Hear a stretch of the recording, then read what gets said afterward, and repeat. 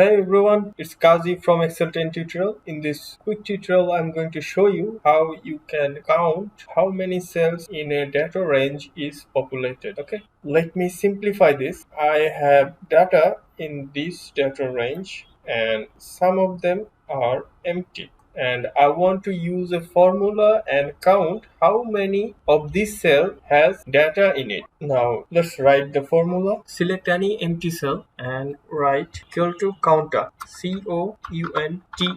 Here is the function. Click here and now I'm going to select the data range, select it and close parenthesis and press enter. Now take a look at here, it shows 18. That means 18 cells among this data range has data in it, okay, and the rest is empty. This is what I wanted to show you. Thank you, thanks for watching. If you like this video, please subscribe to the channel. If you can then support the channel, please share the video with your friends. Thank you.